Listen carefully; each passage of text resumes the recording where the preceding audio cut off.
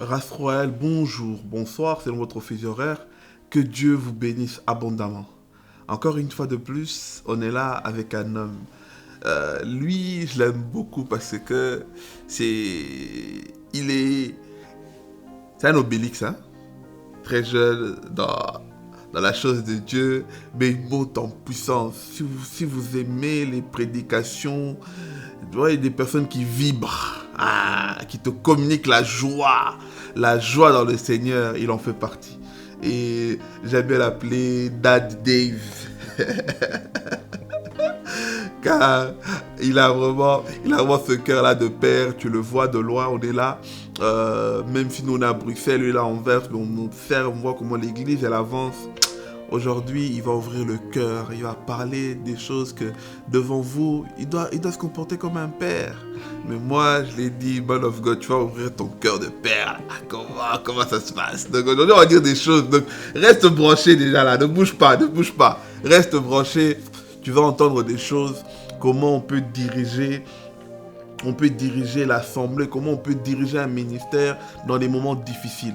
C'est ça qu'on veut, on veut vraiment vous communiquer. Comment tu peux continuer à diriger ta vie dans des moments difficiles. Là où parfois c'est le doute. Voire même les gens ils disent mais comment il va faire? Mais Dieu te suscite une autre force. C'est ça qu'on va ouvrir aujourd'hui. Daddy, comment ça va? Ça va très bien. En forme? En forme. Je suis content de t'avoir. Amen. Je sais que les agendas étaient compliqués, mais je me dis, on est là. On doit avoir ce rendez-vous là. Vraiment. Merci beaucoup pour l'invitation. Amen, amen. Est-ce que tu peux nous bénir par une petite prière avant que nous puissions ouvrir vraiment la brèche et parler la part du Seigneur? Amen. Nous allons prier. Tendre Père, nous te disons merci. Merci Seigneur pour cette occasion que tu nous donnes d'être ici Seigneur ensemble dans ces plateaux avec ton serviteur. Je demande Seigneur que tu puisses nous assister du début jusqu'à la fin. Amen. La Bible dit c'est poussé par l'Esprit que les hommes ont parlé de la part de Dieu. Amen. Saint-Esprit, pousse-nous à parler afin que nous puissions pas parler Seigneur par nous-mêmes, mais que nous puissions communiquer Seigneur la sagesse qui vient Seigneur de ton trône. Amen. Je demande Éternel qu'au travers de cette émission, que ceux-là qui vont nous suivre, ceux-là qui vont se retrouver dans la même situation où moi je me suis retrouvé, Seigneur, que ça soit dans les temps présents ou bien dans les temps futurs. Amen. Je demande Seigneur que ta consolation, que cela soit Seigneur leur partage et que tu puisses Seigneur le fortifier car c'est toi qui es notre Père. Au nom de Jésus, nous t'avons ainsi prié et nous disons Amen. Amen, amen. Aujourd'hui, on va être conduit par l'Esprit. Je sais que il y a des questions que Dieu va nous susciter pour que tu puisses interpeller quelqu'un. Même dans ta prière, tu as déjà dit, j'aime ça, j'aime en tout cas. Amen. Alors, moi je te connais, mais peut-être d'autres personnes, c'est leur première fois. Ouais. Peut-être une petite présentation. Qui est notre pasteur aujourd'hui, notre pasteur David Mukendi? Gloire à Dieu, merci beaucoup. Moi, c'est le pasteur David Mukendi. Okay. Je suis marié à une très belle femme. On salue notre maman. Déborah Mukendi, je te salue en passant. Et père de 2 enfants pour l'instant, de Eliana et Briella. Okay. Et frère, j'ai 3 sœurs et un frère. D'accord. Et comment dire encore, grand frère, enfant de maman Claude Mouchia. Et je dirige actuellement l'église La Bonne Sémence à Anvers. Et je travaille aussi en tant qu'agent commercial un peu de DHL. D'accord. Et puis voilà, c'est un peu ça ma petite histoire. Wow. Et aujourd'hui, en fait, j'ai des questions. On va parler de temps difficile, ne vous inquiétez pas. J'ai des questions pour découvrir notre dad. Aujourd'hui, on a reçu le dad, on va le faire parler. Vraiment. Alors, il y en a qui t'ont connu très jeune parce que tu fais partie des personnes dans la musique, tu étais là, dans l'adoration, tu étais là. Aujourd'hui, consacré, tu diriges une église. Est-ce que tu peux un peu nous relater ton parcours ministériel? Waouh. En gros, j'ai commencé à l'Ecodim. Okay. Comme tout enfant, on partait à l'Ecodim, école de dimanche. C'est là où j'ai grandi. Je suis né dans une famille chrétienne où mon père était le pasteur responsable. Et nous avons commencé comme ça à l'Ecodim, grandi. Et puis chemin faisant, déjà, avant que je puisse venir, ma mère avait beaucoup de difficultés pour mettre au monde.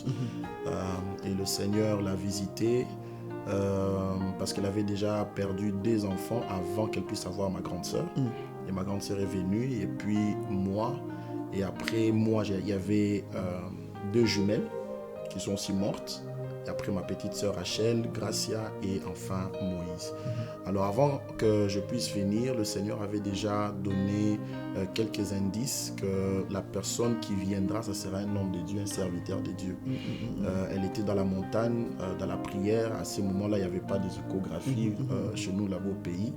Mais une prophétesse qui était avec eux dans le groupe de prière, ayant reçu l'échographie céleste et identifiant dans le ventre de ma mère que tu portes un garçon, et ce garçon sera un serviteur de Dieu. Amen. Il parlera de la part de Dieu et le Seigneur va l'utiliser puissamment. Et c'est comme ça que c'est parti. Et quand je suis venu, ils avaient ça à l'esprit, ils avaient ça à l'esprit, ils savaient que non, voilà, il y a un plan de Dieu sur ma vie. Et quand je suis entré à l'Ecodim, je me suis rappelé, il y avait pendant la période de la Pâque, on devait justement faire des sketchs et tout, et on m'avait choisi comme prédicateur. Ok. Oui, et j'avais mon interprète qui devait m'interpréter en lingala. Alors on a écrit pour moi la prédication, ce que je devais dire et tout ça. Alors arrivé sur place, j'étais perdu. Je ne savais pas quoi dire, j'ai oublié le texte, rien dit. Donc, tout était parti. Alors, je ne sais pas comment ça s'est passé d'une manière surnaturelle. Je commence à parler devant les gens, à prêcher. Et notre monitrice a regardé, mais elle a dit, mais c'est pas ce que j'avais écrit sur le papier. La main de Dieu. Je prêchais et l'interprète me suivait. On a prêché. Les gens étaient debout, ils ont acclamé. Et c'était parti à partir de là, parce que maintenant, mon interprète est devenu aussi pasteur. Wow. Oui, par la grâce de Dieu. Je le salue en passant, le pasteur Faustin. Et quand mon père est venu ici en 2001, il fréquentait une église et il prêchait aussi là-bas. Et il y avait des gens qui étaient touchés, il voulait aussi le faire du bien. On est venu le regarder à la maison, on a dit, bon, pasteur, comment tu vas et tout. Et maintenant, il regardait la vidéo de là où je prêchais au pays. Alors, il y avait un ancien de l'église qui était touché par la vidéo. Il a dit, mais cet enfant ici, c'est qui? Il a dit, oh, c'est mon fils. Il a dit, non, c'est pas vrai. Mais comment il peut prêcher comme ça? Alors, il était tellement touché, il a dit, non, je dois tout faire pour que cet enfant puisse venir ici. Wow. Oui, c'est par là que c'est parti. Une petite prédication de quelques minutes. Et le Seigneur a touché le cœur de la personne. Et le pasteur a dit, ah, mais il ne peut pas venir seul, il doit venir quand même avec maman. Parce qu'il a dit, oui, il n'y a pas de problème. Il a dit, oui, j'ai encore une petite fille. Il a dit, il n'y a pas de problème, je vais le prendre 3 en charge. Il a fait la prise en charge. Et c'est comme ça que nous sommes venus en 2002. Wow. En 2002, et quand nous avons commencé à fréquenter ici l'église, ce n'est qu'à 2006 où j'ai pris la résolution de me faire baptiser. Là-bas au pays, j'ai chanté, je jouais beaucoup plus au tam-tam. J'ai chanté un tout petit peu, mais c'était vraiment pas quelque chose de sérieux. Alors, ce n'est que quand je suis venu ici que j'ai commencé à comprendre vraiment les choses de Dieu et je me suis engagé vraiment à l'œuvre. En 2006, je me suis fait baptiser et c'est par là que ça a commencé. J'ai commencé à chanter, j'ai intégré l'équipe de la chorale et c'est là que j'ai commencé d'abord à jouer à la batterie. J'étais un drummer. Ok. J'ai joué au drum, et puis j'ai évolué, j'ai commencé à jouer au synthé et après ça, j'ai commencé maintenant à chanter. Wow. Ouais. Et c'est comme ça que nous avons travaillé pendant un très long moment. Et à un moment donné, le pasteur voulait justement nous former, chercher une équipe pour commencer à faire la modération.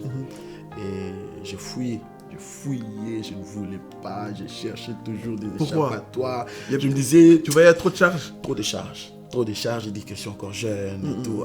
Je puisse me tenir devant les gens, commencer à modérer de papa, je dis non, ça, je vais rester un drummer. Moi, je suis un drummer, moi, je suis un doléman. Chanter, ça va encore. C'est ça. Alors, Dieu, comme il reste Dieu, je faisais tout pour venir toujours en retard à l'église parce que je me disais, si je viens avant, le pasteur risque de me dire, ah, tu vas faire la modération. Alors, ces jours-là, je pensais que j'étais en retard, mais j'étais avant. Wow. Je suis venu, la porte était ouverte, il y avait 2 mamans qui étaient déjà là, mais le pasteur n'était pas encore venu. Je sors, j'appelle le pasteur, je dis, papa, tu es où? Il dit, oh, mais je suis ici à l'embouteillage, toi tu es déjà là? Moi je dis, oui, je suis déjà là. Oh, gloire à Dieu. Tu es avec qui là-bas? Oh, je suis avec maman telle. Ok, ça va. Tu commences la prière, comme ça, dès que j'arrive, je vais prendre le relève. Je dis, Seigneur, je n'ai jamais modéré, je n'ai jamais fait ça. J'ai fouillé les cours. Maintenant, je suis devenu un fait accompli. C'est ça. Alors maintenant, j'entre dans la salle. Tu sais, quand il y a des yeux qui te regardent, là, ils se disent, ah, vas-y, conduis-nous. Il n'y a personne. Il n'y a personne. J'étais mal à l'aise. J'ai parlé à l'Esprit de Dieu. J'ai dit, Seigneur, je suis vraiment désolé comme je n'avais pas suivi les cours, mais s'il te plaît, ici, tu dois vraiment m'aider, sinon je vais faire n'importe quoi. Et c'était la première fois que je fais la modération. Wow. Et c'était parti. Et la gloire de Dieu était descendue. Tout s'est très bien passé par la grâce de Dieu. Et à partir de ce jour-là, j'ai dit, bon, je vais suivre les cours. Wow. Alors j'ai suivi les cours, je suis devenu modérateur. Et après ça, on devait maintenant nous apprendre comment à exhorter après avoir fait la modération. Alors, on m'a choisi en premier. Et pourtant, on était avec des anciens, on était avec de diacres, mais on m'a choisi parce que moi je n'étais pas diacre, je n'étais pas ancien, rien du tout, c'est moi un simple frère. Et on m'a dit non, le frère David va commencer. Et j'ai commencé. Et la première fois, je me rappelle, j'avais parlé sur le message de Bartimée. Et le peuple de Dieu était béni par la grâce de Dieu. Et le pasteur a dit bon, les messages étaient tellement bien, tu vas les répondre le dimanche. Et c'est comme ça que j'ai commencé à prêcher le dimanche. Wow. Ouais. Et là, c'était, je pense, à 2011 pour la première fois, si je ne me trompe pas. Et après ça, arrivé à 2020, en 2020, c'est là où maintenant, j'ai commencé à sentir l'appel de Dieu à s'intensifier dans ma vie. Parce que pendant tous ces temps, je recevais des prophéties, des paroles de connaissance, que voilà, le Seigneur t'appelle, tu seras son serviteur et tout ça. Et ma première prophétie qu'on m'avait donnée ici en Europe, c'était en 2010. J'avais même écrit, c'était le prophète Eric qui venait du Cameroun qui m'avait donné cette parole. J'avais un carnet de prophéties où je ne faisais qu'écrire des prophéties et tout. Et je devais maintenant quitter le cap de 29 ans pour entrer dans les 30 ans. J'ai toujours fêté mes anniversaires, mais cet anniversaire-là, c'était tellement particulier. C'était pour la première fois que j'ai senti une pression comme pas possible. Je ne savais pas c'était quoi. J'ai pleuré. Je me disais, mais Seigneur, qu'est-ce qui se passe? Et ma femme me regarde, me dit, mais tu as toujours fêté tes anniversaires et tout, tu étais toujours content, mais qu'est-ce qui fait que pour entrer dans les 30 ans, tu es en train de pleurer? Qu'est-ce qui se passe? J'ai dit, je n'arrive pas à comprendre qu'est-ce qui se passe. Il y avait l'amertume qui m'envahissait, je sentais une pression, je sentais des choses que je ne pouvais pas expliquer. Wow. Alors ma femme étant une bonne femme, Déborah, elle me dit, bon, non, elle ne m'a même pas dit, elle a essayé d'organiser un petit voyage pour que nous puissions justement se déplacer, pour que je puisse un peu t'aérer l'esprit. Voilà. On est parti en Barcelone avec quelques amis. Au Barcelone, on est arrivé là-bas. Et la veille, pour justement entrer dans les 30 ans, pour fêter l'anniversaire, j'ai commencé encore à pleurer. Wow. J'ai pleuré dans la chambre. J'ai pleuré. J'ai senti qu'il y avait quelque chose, mais je ne savais pas quoi exactement. Alors, là, c'était novembre. Et puis, on entre maintenant dans le mois dans l'année 2020, le corona, première vague, l'église enfermée, et là le pasteur est encore là. On priait à la maison, connecté comme tout le monde, et puis dans ces moments particuliers de confinement, j'ai senti l'appel de Dieu à me cacher, de le chercher dans la prière. Et pendant ce temps, je me suis rapproché de lui. Je priais, je cherchais la direction de Dieu. Je savais qu'il y avait quelque chose qui devait se passer. Amen. Je le sentais. Et je savais que je devais passer dans une autre dimension de mon ministère. Et quand je priais, le Seigneur m'a donné le message sur le livre de Job. J'écris le message. Et je ne savais pas que c'était le message que Dieu m'avait donné, que je devais donner au peuple de Dieu après la disparition de mon père. Mais je ne savais pas. Wow. Je me mettais d'écrire, j'écris. Quelle révélation! J'ai dit waouh, j'écris. C'est comme si Dieu savait déjà que son serviteur allait partir et qu'il devait te préparer pour que tu sois celui qui allait reprendre le bâton. Exactement. Waouh! Et moi, j'étais dans le bleu. Je ne savais pas. Je ne faisais qu'obéir à ce moment-là. Première vague est passée. Et là, maintenant, deuxième vague est venue.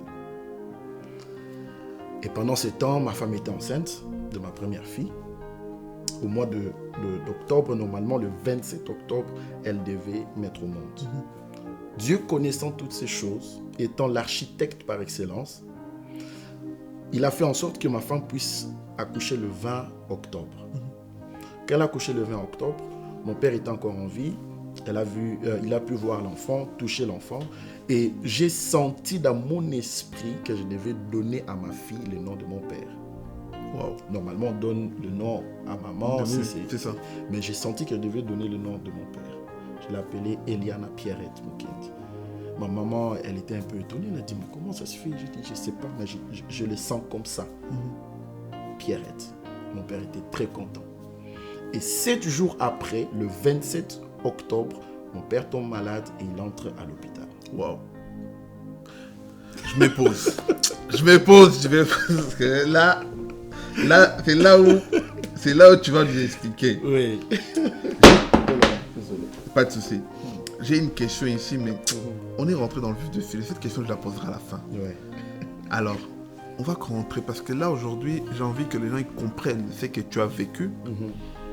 Avant de pouvoir parler, comment as-tu géré ces moments difficiles? Ok. Papa rentre à l'hôpital. Tu le pressentais qu'il allait partir? Non. Je me disais qu'il allait s'en sortir parce que mon père, il était comme un immortel. On avait tous ces sentiments, surtout nous, ces enfants. On se disait, il n'est tombé presque pas malade.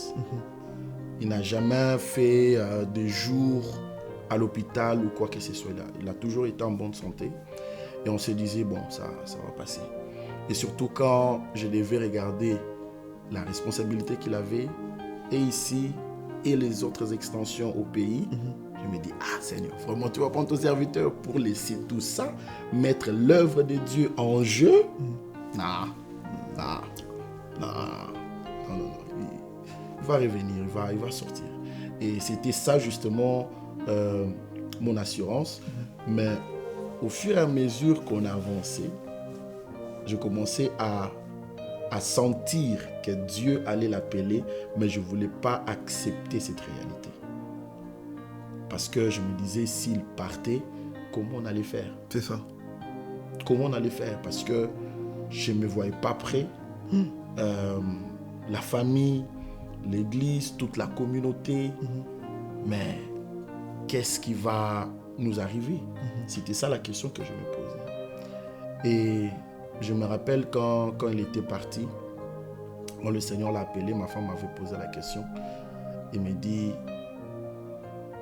David, dans tout ça, où est-ce que Dieu tire sa gloire? Où est-ce que Dieu tire sa gloire? Quelle question! Oui. Waouh! Et là, j'étais sans mots. Je ne savais pas quoi dire. J'ai dit, je ne sais pas. I don't know. C'est que je sais, Dieu tire. Il trouvera toujours un moyen de tirer sa gloire. Comment as-tu vécu cette disparition, d'abord personnellement? Personnellement, ça m'avait fracassé. Je vais vraiment vous ouvrir mon cœur. C'est la première fois où j'ai senti ma foi a été bougée. Waouh! Oui. La première fois de ma vie, je vous dis, où j'ai senti vraiment les fondements de ma foi ont fait ça. Tu dis que Dieu m'entend réellement. Oh. J'ai dit, mais attends Seigneur, est-ce que je rêve? Je suis dans un film? Je suis dans un rêve? Qu'est-ce qui se passe? J'ai dit, non Seigneur, c'est impossible. Surtout après avoir prié, après avoir supplié, on a fait toutes sortes de prières comme l'apôtre Paul nous recommande. On a fait toutes sortes de prières. Pour chasser, on a chassé. Pour adorer, on a adoré. Pour supplier, on a supplié. Pour se mettre à genoux, on s'est mis à genoux. Pour louer, on a loué. Pour adorer, on a adoré. Quelle prière on n'a pas fait? De prières sont venues de partout.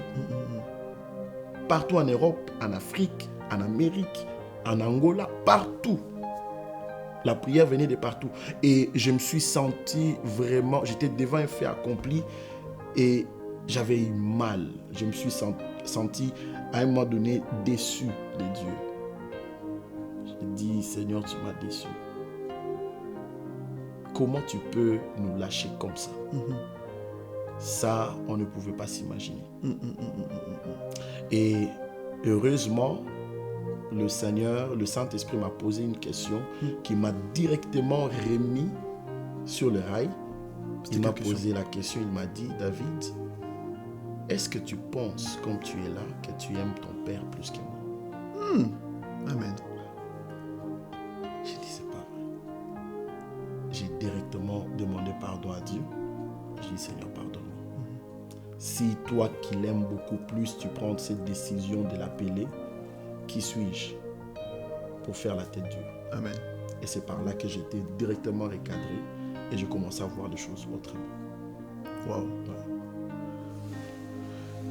Après avoir été fracassé, surtout j'aime bien les termes que tu as utilisés, c'est humain, c'est tout à fait normal. Peut-être que quelqu'un me suit ici, a été déçu par Dieu aussi. Mais, et puis Dieu te montre que est-ce que tu l'aimes plus que moi? Tu le comprends. Comment as-tu commencé à poser des signes ou à sentir que tu acceptes maintenant le départ de papa? J'ai commencé à accepter cela après d'abord avoir reçu la première question du Saint-Esprit. J'ai senti une certaine paix m'envahir. Mais comme la restauration, c'est un processus. Quand on a commencé à partir à l'église, quand on a enlevé le confinement, qu'on pouvait se regrouper, là, c'était vraiment une confrontation parce que la première fois, je me rappelle, était décédé le 18 décembre, et le 31 décembre, on était à l'église pour la réveillon. Wow. Ouais. Le 18 décédé, le 31, on était là, à l'église, pour faire l'œuvre de Dieu comme il faut et comme il se doit. Je me suis dit, s'il était là, qu'est-ce qu'il allait dire? Lui connaissant lui, c'est ça. Qu'est-ce qu'il allait dire? C'était l'une des choses qui me motivait aussi à dire, ok, il n'est pas là, mais s'il allait être là, il allait dire, on part à l'église. Parce que lui-même, il avait fait aussi un tel acte. Il était au Canada, il prêchait, et son grand frère était décédé, je pense, en 2021 ou 2020. Non, qu'est-ce que je dis? 2019, je pense. Ouais. Alors, il était décédé et il avait un séminaire qu'il devait animer là-bas. On l'a informé que son grand frère est décédé. Ils étaient vraiment côte à côte avec son grand frère. Et il a pleuré, il a pleuré, il a pleuré. Et le jour d'après, il est reparti pour prêcher la parole. Wow. Il a terminé son travail. Après, il est retourné en Belgique pour venir pleurer son frère. Et c'était comme ça qu'il nous a entraînés à être des soldats de des Jésus. Soldats de Jésus, exactement. Et qu'à un moment, quand tu dois aller au front, tu vas au front. Tu vas au front. Tu dois oublier ta souffrance. Exactement. D'abord le peuple. D'abord le peuple. Et c'est comme ça qu'il nous a vraiment coachés. C'était lui-même un soldat de Christ. Et ces fameux passages qu'il aimait, c'était « il y a un temps pour toute chose ». Amen. Il y a un temps pour pleurer, il y a un temps pour se réjouir, il y a un temps pour prêcher, il y a un temps... Et c'est ce qu'il faisait en fait. Donc si c'est le temps de se focaliser sur l'œuvre de Dieu, malgré la souffrance, malgré toutes ces choses, on se focalise d'abord sur Dieu. Amen. Et le reste, ça va suivre. Amen. Et c'est à partir de là que j'ai commencé à accepter surtout cette confrontation-là, de partir à l'église et de se réaliser qu'il n'est pas au bureau. Le bureau est vide. De venir le dimanche, de voir chaque jour que c'est une autre personne qui prêche. Ce n'est pas lui. De venir à l'église, de se rendre compte que tu dois être là à temps pour ouvrir la porte. De se rendre compte que après avoir terminé les cultes, tout le monde part. Toi, tu dois être le dernier à partir. Est-ce que ce n'est pas aussi un stress en plus de remplacer quelqu'un, de remplacer un grand baobab comme ça? Exactement. Exactement. Et là, vous me comprenez, c'est que j'étais en train de sentir et dans le corps, et dans l'âme, et dans l'esprit. Parce que tu te dis, quel défi dois-je relever ici? Parce que ici, on parle d'un grand baobab qui a laissé ses empreintes dans la vie de plusieurs. Que ce soit ici en Europe, que ce soit en Afrique, que ce soit en Amérique, partout là où il a pu sillonner dans le monde. Et là, maintenant, tu dois relever les défis. Et je me disais que les gens vont d'office me comparer à lui. Ah oui, mais son père, lui, n'a pas fait ça. Son père, lui, ne disait pas ça. Il parlait pas comme ça. Il ne parlait pas comme ça. Lui, il est encore gentil. Ah, quand papa, il était là, oui, on pouvait faire ça. Exactement. Et toutes ces pressions-là, tu dois gérer. Tu dois gérer. Tu as et l'église, tu as et ton propre boulot, et tu as ta famille. Gère tout ça. En tant que jeune, si tu n'as pas Dieu, ça ne va pas marcher. Quelles sont les astuces que tu as mis en place ou tu as compris que tu devais mettre en place pour maintenir l'église, assister la famille et que toi aussi tu ne perds pas ta propre famille qui est en train de construire? Quelles sont les bases ou les fondements que tu as mis dès le début pour pouvoir maintenir ces trois choses-là ou ces trois responsabilités-là afin de ne pas faillir chez l'un et l'autre? Quelles sont les choses que tu as mis en place dès le départ en ce moment-là? La première des choses que j'ai mis en place, c'était la discipline. Je me suis rendu compte que si je ne suis pas discipliné, je vais perdre dans tout le terrain. Oui. Quand il s'agit de la prière, je dois prier. Quand il s'agit de chercher Dieu, je dois chercher Dieu. Amen. Quand il s'agit de passer du temps avec ma famille, je dois passer du temps avec ma famille. Parce que je viens juste d'avoir ma petite fille, elle n'a que 6 mois maintenant. La première, elle a 3 ans. Donc, ils ont aussi besoin de leur père. C'est ça. Ma femme a besoin aussi de moi. Donc, je dois être aussi là pour eux. Ma famille biologique a aussi besoin de moi. Il y a des sœurs, il y a mon frère, il y a maman, avec qui, je dois être là pour essayer de l'aider, de la soutenir. Là, je peux soutenir. Et de l'autre côté, on a l'église où je dois aussi soutenir les enfants de Dieu, prier pour eux, aller leur rendre visite, ainsi de suite. Donc, s'il n'y a pas la discipline, c'est vraiment foutu. C'est vraiment foutu. Alors, je me suis dit que je dois commencer à me concentrer sur la discipline. Donc, savoir que maintenant, c'est le temps pour Dieu, je mets le reste de côté. Maintenant, c'est le temps de ma famille, je mets le reste de côté. Maintenant, c'est le temps de l'église, je mets le reste de côté. Et c'est à partir de là, au début, c'était pas facile.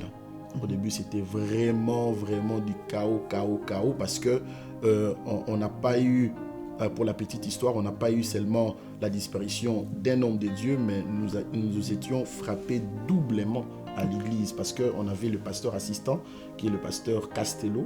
Lui, nous a quittés. Le pasteur Pierre, lui, il est parti en décembre, le 18 décembre 2020. On est resté avec le pasteur Castello qui nous a vraiment aidés dans la prière. On a cherché la face de Dieu et l'église commençait maintenant à à retrouver un peu des ailes, à retrouver un peu de souffle, à respirer. Et au mois de, je pense, de septembre, il nous dit, bon, je dois aller en Angola parce qu'il avait aussi sa communauté là-bas qui devait rendre visite et tout. Il a dit, bon, je vous laisse l'église, gardez l'église. Il nous a conseillé de rester ensemble. Ok. Il part le dimanche et le mercredi, on nous appelle pour dire que le pasteur Castello est mort. J'ai dit, ben, Seigneur, même si tu veux nous apprendre des choses, mais doublement. Ça devient compliqué. Le numéro 1 part. Le numéro 2 part. On espérait les numéros 2 puissent nous soutenir. Lui aussi, il est parti. Donc tu te retrouves, tu te dis, mais j'avais encore des choses à apprendre auprès de mes pères. Oui, parce que moi, je me cachais justement derrière eux. Je me disais, bon, j'ai encore le temps d'apprendre, j'ai encore le temps et tout ça. Si peut-être tu n'es pas prêt pour le dimanche, tu sais que si j'appelle le pasteur, je l'explique, il va me remplacer comme ça. Moi, je fais le dimanche prochain. Et quand lui il est parti, je me disais, bon, le pasteur Castello, il est là, on peut faire tour de rôle tour de rôle. Mais maintenant, il n'est pas là. Avec les anciens avec qui on était, d'autres sont partis. Les diacres avec qui on était, d'autres sont partis. Donc c'est vraiment une affaire de toi et de ton Dieu, quoi. Et je me suis senti obligé de grandir vite. J'aime cette phrase. Sentir obligé de grandir vite. Oui. Waouh. Et c'est là où maintenant, j'aimerais te poser cette question. Peut-être que tu parles à quelqu'un. Oui. Cette personne-là, où elle se dit... Parce que tu as dit beaucoup de choses. Hein. C'est sentir obligé de grandir. C'est-à-dire que tu te rends compte que si tu ne fais pas, tu détruis l'œuvre de ton père. Exactement. Alors, peut-être en parlant en même temps de toi, en même temps pour aider quelqu'un. Comment... Parce que là, c'est même pire qu'une tempête. C'est des doubles tempêtes, triples, quadruples. Ça veut dire que les tempêtes continuent. Mais tu espères que l'un... Ça, c'est mon tsunami. Parce que tu espères que l'un se calme et l'autre se rajoute. Non seulement tu perds 2 personnes, mais aussi des personnes que tu comptais pour être ta base solide te lâchent. Ça veut dire que c'est des situations difficiles qui se multiplient. Quelles sont les choses à faire ou à mettre en place, qui t'ont aidé, qu'une personne doit mettre en place, qui se retrouve dans une situation difficile, où il se retrouve dans un néant total, c'est-à-dire qu'à gauche ça va plus, à droite ça va plus, devant ça va plus, derrière ça veut dire que tu es au milieu, tu n'as plus de repères, tu n'as plus d'appui. Comment en ce moment-là se relancer? J'aimerais dire à quelqu'un, j'aime beaucoup comment le roi David l'avait dit, il a dit je lève mes yeux vers les montagnes, d'où me viendra les secours. Amen. Les secours me viennent de l'Éternel. Amen. Qui a fait les cieux et la terre. Amen. Quand il a lancé ses yeux vers les montagnes, il s'est rendu compte qu'il n'y a pas de secours qui peut venir de là. Mais j'aimerais dire à quelqu'un, même si la montagne est tellement élancée, tellement géante devant toi, regarde encore au-dessus de la montagne. Il y a encore un Dieu de la montagne qui est là pour te donner les secours dont tu en as besoin. Amen. Et je me suis rendu compte que quand on n'a plus de repères, nous devons aller chez le Père. Amen. Quand on n'a plus de repères, nous devons vite aller vers le Père. Amen. Amen. Lorsque tu te sens accablé, tu te sens tu es devant un fait accompli, tu n'as plus de repères, tu n'as plus de références. Heureusement, Jésus-Christ est la personne de ceux-là qui n'ont personne. Amen. Et je me suis rendu compte que ce n'est que lui qui pouvait faire quelque chose. Et c'est comme dans cette histoire de Jacob, lorsqu'il a combattu avec Dieu, il avait toute la force, et tout ça, il a toujours vaincu les hommes par lui-même, par ses ruses et par sa malice et tout. Mais quand il a vaincu Dieu, la Bible dit, l'ange l'a dit, tu seras maintenant appelé Israël parce que tu as combattu avec Dieu et avec les hommes et tu es sorti vainqueur. On ne peut qu'être vainqueur de Dieu lorsque Dieu nous vainc. Amen. Et c'est à partir de là que nous lorsqu'il a dit que tu seras appelé Israël, c'est parce qu'il a été justement fracassé à la hanche. Et désormais, Jacob devait maintenant s'appuyer sur Dieu et non sur ses propres efforts. Et c'est là que j'ai compris, lorsque nous sommes fracassés par des choses de la vie, nous devons justement prendre Dieu comme appui. Yes. Parce que si Ésaü vient et il te voit en forme, tu n'es pas fracassé, il va te fracasser. Oh. Mais quand il vient et il voit que tu as perdu tes repères, mais tu t'appuies sur celui qu'on appelle le roi de gloire, le Seigneur de seigneurs, l'ami fidèle. Amen. Ah non, lui, il va te laisser tranquille. Yes. Il va se dire non. Il a un appui dont je ne peux pas le toucher. Donc il y a des brisements qui sont avantageux pour nous. Exactement. Yes, man of God. Exactement. Parce qu'il y a d'autres souffrances qui nous permettent justement à connaître Dieu. Amen. Et à connaître aussi notre appel. Amen. Parce que si ces choses n'allaient pas arriver, je t'ai dit, j'allais être vraiment en retard par rapport à mon appel. Parce que j'avais toujours tendance de me cacher, de fuir, de dire ok, relax, ça va arriver. Hein. Mais quand ces choses sont arrivées, ça m'a permis et ça m'a poussé d'aller vers Dieu Et te responsabiliser et de me davantage. responsabiliser davantage. Wow. Exactement. Et autre chose que j'aimerais, parce que en tant que fils de pasteur, j'imagine même pas la pression. Déjà quand papa il est là, l'église te met la pression, les gens te mettent la pression, parce que tu dois toujours être à l'image de ton père. Et doublement, papa part, tu dois reprendre le flambeau en maintenant au même niveau que papa. Et ça, c'est une pression que parfois beaucoup qui ne sont pas des fils de pasteurs, on ne se rend pas compte de la pression qui est derrière. Quel conseil tu peux donner à un fils ou à une fille de pasteur qu'aujourd'hui est dans la même situation où il vit des pressions, il ne se rend pas compte que ce fardeau-là, c'est des brisements que Dieu est en train de mettre, non pour fuir, mais pour se rapprocher encore de Dieu. Qu'est-ce que tu peux dire à ce fils et cette fille de pasteur qui nous suit aujourd'hui? J'aimerais dire à un fils de pasteur, à une fille de pasteur, c'est vrai, papa n'est plus là, maman n'est plus là, ils sont partis. Ils ont accompli leur chemin, leur destinée, leur destin. Ils ont fait leur travail. C'est maintenant toi qui dois porter la charge de l'église. C'est vrai, ça peut être pesant, ça peut peser justement sur toi.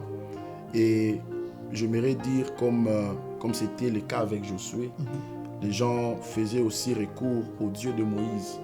Pour dire, avec Moïse, ce n'était pas comme ça. Avec Moïse.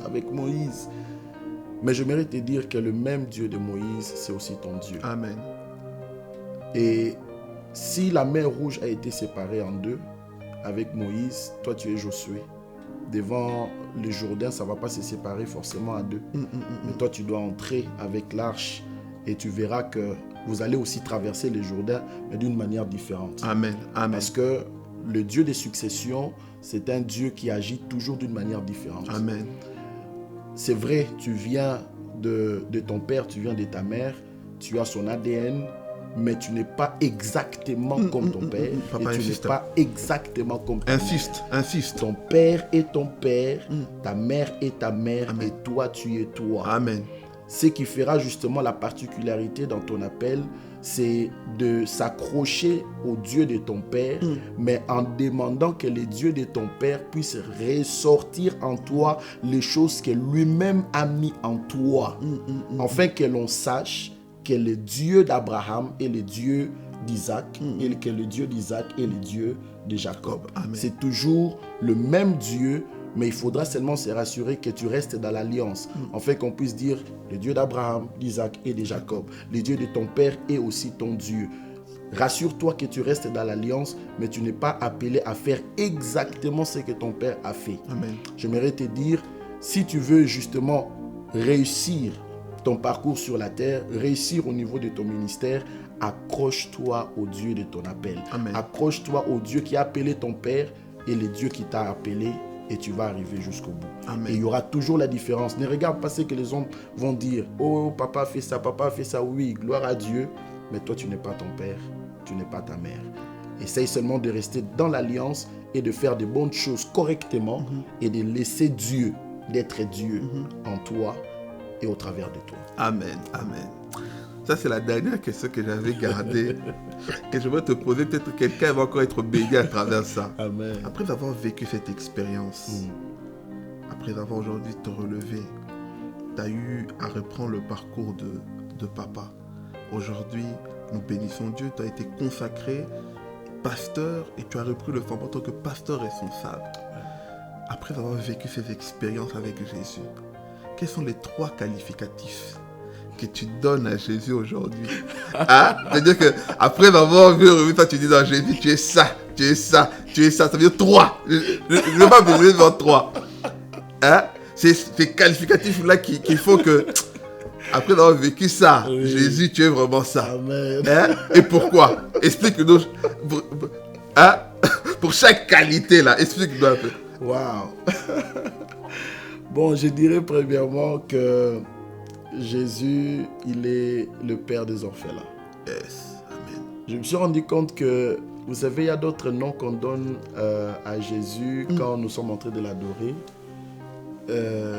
Ces noms-là ne sont pas vraiment authentiques et réels. Tant que tu n'as pas vécu. Tant que tu n'as pas vécu. Parce que quand il s'agit de l'adoration, c'est une histoire, pas seulement d'amour, mais aussi une expérience que tu as eue avec Dieu. Amen. Ce n'est qu'un homme qui a vécu de telles choses. Quand il dit « Seigneur, tu es le Père des orphelins », il sait de quoi il parle. Amen. Et j'aimerais dire vraiment merci à Jésus parce qu'il ne fait que montrer la responsabilité d'un père depuis que notre père est parti. Nous voyons comment il est en train de prendre soin de notre famille, soin de ma mère, soin de mes soeurs, de mon frère et de moi-même. Et je peux vraiment dire c'est un père responsable. Amen. Un père responsable. Amen. Le père des orphelins. Yes. J'ai vu comment il est en train de nous défendre, que ce soit au travail, que ce soit à la maison, que ce soit dans le ministère. Et je vois Dieu comment il nous défend. Même quand nous sommes endormis, même quand on ne connaît rien, il est en train de prendre soin de nous d'une manière exceptionnelle. Amen. C'est par là que je dis, waouh, c'est un père responsable. Amen. Deuxième.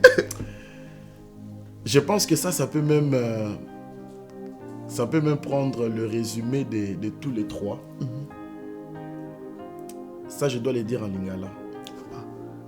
Parce que j'ai cherché la signification de ça vraiment en français, mais ça sonne pas bien. Ça sonne pas bien. Je dis souvent, depuis que j'ai vécu toutes ces choses, je commence à dire, en réalité, Nzamba Mukolo. Nzamba Mukolo. En français, je ne sais pas comment ça n'aura pas le même sens. Oui. Mais on comprend. Nzambe, en conclusion, Nzamba Mukolo. Amen. Ouais. Parce que la manière dont il a fait toutes ces choses, du début jusqu'à la fin, ma conclusion à moi, Amukolo. Parce que je ne pouvais pas m'imaginer, 3 ans plus tard, me retrouver ici, en train de te parler comme ça, d'être pasteur responsable de l'église. Tu aurais me dire ça 5 ans passés, je n'allais pas te croire. Ok. Ouais. Wow. J'allais vraiment pas croire. J'allais dire, c'est impossible. Impossible. Ma conclusion, Nzamba Mukolo. Attache-toi à Nzamba Mukolo. Amen. Le Dieu qui connaît tout à l'avance. Amen. La troisième qualité. La troisième qualité. My God. C'est comme j'ai dit. Tellement qu'à Mukolo, Dieu c'est un architecte. Il sait comment dessiner les choses et voire même donner la forme à la chose qu'il dessine. Parce que pendant tous ces temps que nous avons vécu, je ne savais pas ce que Dieu faisait à la cuisine. Du ciel. Uh-huh. Oh, oh, oh, oh, oh. Je ne savais pas. Donc toi, tu étais à la table, tu ne sais pas qu'est-ce qu'on prépare. Je ne savais pas. Parce que parfois, tu peux être au salon. Ce n'est pas le fait que, comme tu ne sens rien sortir de la cuisine, que Dieu n'est pas en train de préparer quelque chose. C'est pas parce que au ka soloté que Nzambe a osa le loroté. Ça, c'est les rêves qu'on aime. Même s'il n'y a pas d'odeur, il est en train de travailler en coulisses. Amen. Donc même s'il n'y a pas de bruit même s'il n'y a pas de bruit, rien. Il faut retenir que Dieu prépare quelque chose. Dieu prépare quelque chose. Amen. Yes. Et là, il faut le faire confiance. Faire confiance, comme David avait dit, tu dresses au devant de moi une table. Parce que quand on dresse une table, c'est pour dresser des choses, pour déposer des choses sur la table. Amen. On ne peut pas dresser la table sans mettre des mets succulents. Donc, quand Dieu dresse pour toi une table, il était très clair dans ses propos. Il dit, tu dresses devant moi une table. Ce n'est pas lui qui a demandé. C'est Dieu lui-même qui a pris l'initiative de dresser les tables. Donc, la table. Donc, ça veut dire que quand il dresse la table là, il veut te faire du bien. Ça veut dire, s'il dresse la table, il est à la cuisine. Il n'est plus au salon. Amen. Oh, come on. Parce que si tu es au salon, tu vois la personne directement. Tu vois la personne d'une manière régulière. Tu sais qu'à Zawana, vous pouvez parler. Mais quand il se déplace, il est à la cuisine, tu ne vois plus la personne. Et tu risques de croire que tu es seul. Oh, come on. Tu risques de croire que tu es seul. Yes. Je voudrais te dire, ce n'est qu'une pièce de la maison où tu ne le vois pas. Mais il est là, dans la maison. Yes. Et au temps fixé par Dieu, lorsque il fera ding, la table sera dressée et tu mangeras comme tu n'as jamais mangé. Et tu diras, effectivement, Nzambe a mukolo. Donc l'attente valait le coup. Exactement. Man of God. Amen. Dieu est l'architecte parfait. Amen. Et c'est vrai que cette image-là, j'aime bien, l'image de la cuisine. Amen. Que Dieu te bénisse. Amen.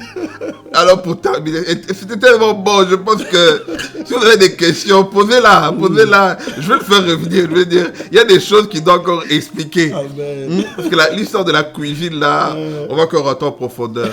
Et pour terminer, comment se porte notre église, la bonne sémence? Gloire à Dieu. En tout cas, l'église à bonne sémence se porte très bien, à Amen.